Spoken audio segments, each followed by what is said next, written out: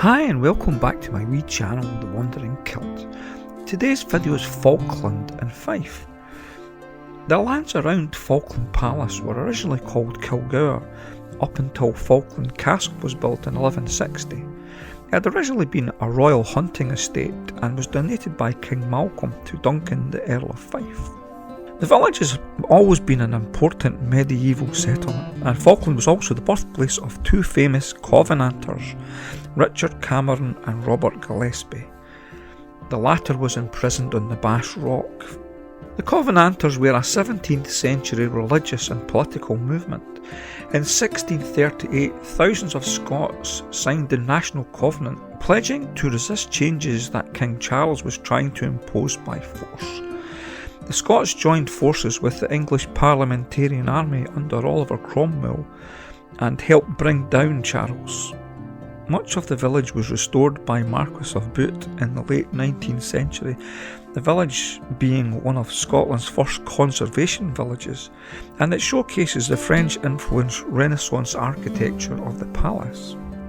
Building work on the palace started in 1500 by James IV.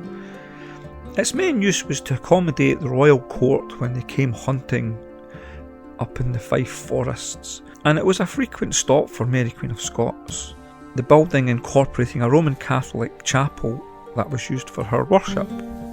The palace was badly damaged by Oliver Cromwell's troops, accidentally I think, and quite a bit was destroyed. After the fire, the royals never really returned. Thankfully, work to restore the palace and gardens in the late 19th century paid off, and Falkland has one of the oldest tennis courts still in use. It's a different kind of tennis though, it's called real tennis, and you can hit the ball off the wall and all this stuff. Okay, that's some of the history. There's a lot of beautiful buildings and a lovely palace, but be prepared though, because it'll cost you 17 of your finest Scottish pound notes to get in. It's not cheap, but I thought it was well worth the money. There's one or two nice wee cafes dotted around. The Covenanter Hotel is good. The difficulty is in the high season trying to park your car. It's just a complete nightmare. But in saying that, you're only going to be here, I think it would take about an hour to walk around all the village, and you would allow yourself a couple hours in the palace if you're going in there. And if it's a nice day, take a picnic and sit out in the beautiful gardens. Of course, with a place as old as this, it must have its fair share of ghosts. Well, two in particular. The White Lady that haunts the tapestry gallery in the palace. She is reputed to be waiting anxiously for her lover, who was a soldier that left to go and fight in some battle sometime long ago. Well, he never came back, and I think she's still waiting. And the Grey Lady, who walks the ruins of the East Range and disappears through a wall at a point that used to have a doorway. This is the area that was badly damaged by the fire, owing to Cromwell's men being kind of careless. There is tale of a floating woman in the local Covenanter Hotel, and it's reputed to be Mary Queen of Scots, although why she would haunt a hotel when she had a perfectly good palace across the road doesn't really make much sense to me, but hey ho. The Duke of Rothesay was found dead in the dungeons a few weeks after being imprisoned. It is rumoured that the heir to the Scottish throne had been starved to death by his own uncle. Charming.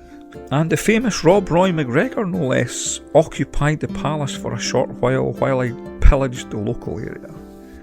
Anyway, enough of this, let's just get on with it.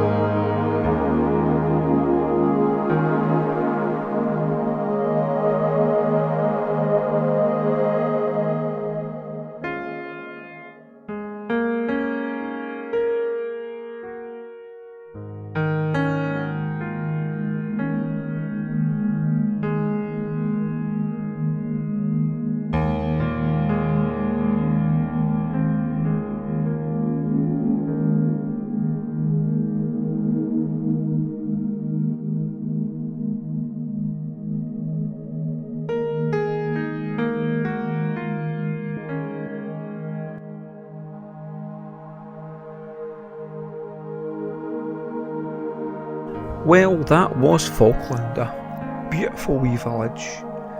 It's certainly a place I enjoy visiting. Now, I'm sure people that have watched this channel before have realised that I have actually filmed this before, but it was on the bike and a couple of years back, and I didn't think I'd done it justice, so I thought, you know what, it's a nice day, let's go back and have another go at it. Can I ask, if you enjoy the videos, could you subscribe to the channel and just drop a wee comment. Now, thanks again for watching. As I look at the big clock on the wall, I see that once again time is beating us, so until the next time, bye for